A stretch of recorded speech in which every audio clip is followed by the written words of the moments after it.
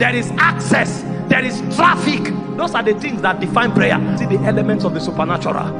And that's why all our testimony of prayer today begins and ends with prayer. I pray louder now, I pray faster now, I pray longer now. Thank God for all of that. But what did you see when you prayed? Where did you go to when you prayed? What was the transformation and transfiguration that happened when you prayed? Because we didn't know that life begins when you come out of flesh. And so we are doing a lot of activities in the flesh, and because these activities sound spiritual, look spiritual, and men clap and hype it, we think we have achieved so much. No, it's deeper than that. In the spirit realm, if you have not left the flesh, you have not known the rock. Upon this rock is a place outside of flesh. Upon this rock is a revelation of a reality outside of flesh. No matter how perfected you do it in the flesh, the signature of God will not be upon it. And so how do you step out of flesh? I'll just list them for you, explain one in 5 minutes, and we are out of here. Number one is in Jeremiah 33 verse 3. He said, call upon me and I will answer. That is the result of what?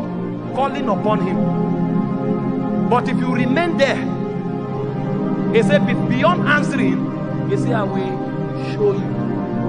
And so many people call upon God, receive answers and go, but they don't stay there.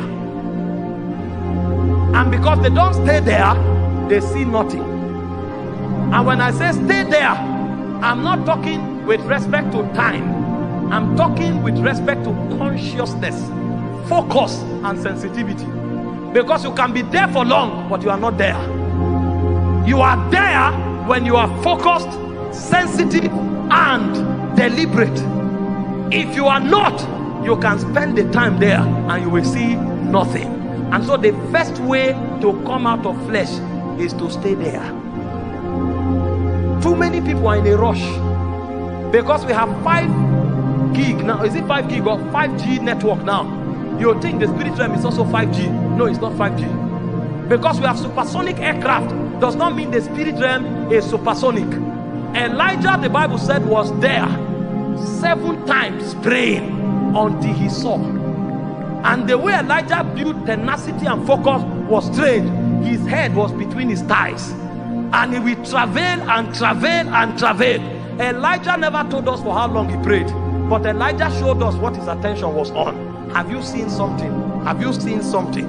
He was searching, he was surfing the realm. So a man who stays there is a man who is sensitive, is a man who is discerning, and is a man who is focused. That's the only man who can come out of flesh. But this is what the devil does to you. The devil shoots arrows of distraction into your spirit. Hope you saw when God's servant was talking. What a rich message. You go on Facebook, he said the internet was designed for entertainment. And so if you are not careful, if you dwell there, you will end up entertained. You may see one clip of 5 minutes and press it and say, my God, I was charged today on Facebook. But you press something for 5 minutes, whereas you watch pictures and careless things for 4 hours. Do you think that thing you saw left when you took your eyes away? It didn't go. They became baggages in your soul. And so the more you see the internet, the more you will live in the realm of the internet. But if you want to come out of flesh, you will shut everything out and shut everything into God, in focus, in tenacity, in sensitivity, until God shows you something. And if you continue like that for a while, something will happen. The cord of your soul will be loosed and your spirit will come out in order to have fellowship with God. Your spirit, God decided to secure your spirit as your innermost being. The only time God will allow that security system to breach so that your spirit will come out is when God sees that all your focus, all your sensitivity, and all your action is towards him. At that point, there is a guarantee that you will not be corrupt. And so what God will do is that he will lose the cord of your soul. Your mind will give way, your emotion will give way, and your will will give way, and your spirit will come out to interact in the realm of God. That's when sounds will begin to come. That's when light will begin to come. But if you just call upon the name of the Lord, receive answer and run away, you will receive your answer, but you will live in the flesh. Because there is a way to decimate the flesh, is to keep the flesh in the presence. If you keep the flesh there for a long time, the spirit will have no choice but to come out. And when your spirit come out, the realities of the realm are open to you. That's when you can begin to write the story of your destiny. Everything you write outside that is a joke, because Moses was there.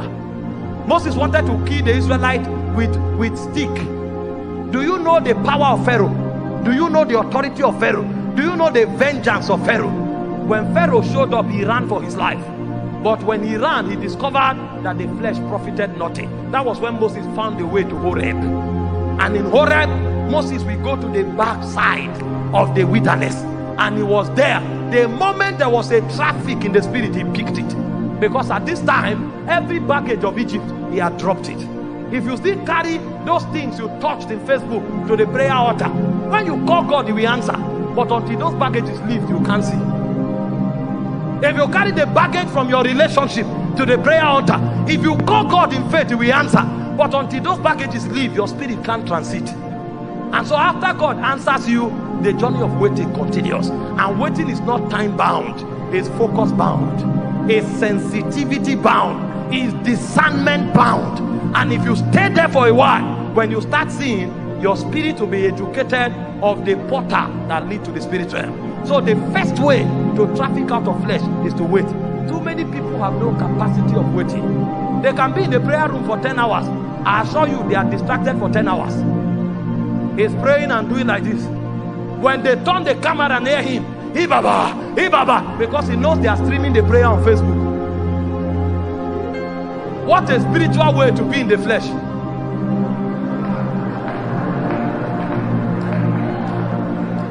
He's praying like a stranded man. But the moment they bring camera, that's a man of flesh. Ask him what is God saying, he doesn't know. Ask him where he's going to, he doesn't know. And he brags in prayer. You are a Pharisee. You want to come out? You must build sensitivity. You must build focus. And you must build discernment. You will stay there until the elements of your spirit man is awoken. That's where your reality is born. You will never come out of flesh. Listen, you don't come out of flesh from a Bible school. You come out of flesh when you wait in the presence.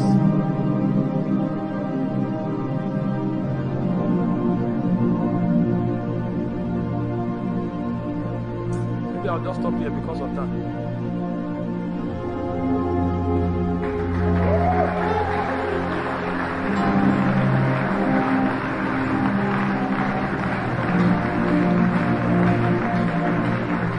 Let me explain something.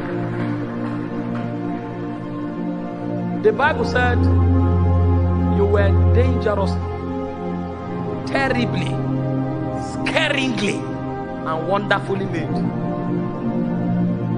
You know what it means? When you were made, nobody was there. He said, before you were formed in your mother's womb, he said, I knew you. So the person who was describing the action when you were made was not a man. God was the one talking. The person who said you were dangerously and wonderfully made, God was the one saying it. That means when God made you, you fascinated him to a point that he almost looked as if you will rise up one day to dethrone him. Hope you know when he made man, he said, let us make man in our own image. That means you'll be wrong 1,000 times if you say a man resembles anything apart from God. Anything, be it another man, anything you say a man looks like, you are wrong. The only thing the ideal man looks like is God in his glory. That's why John came and said, as he is, so are we in this world.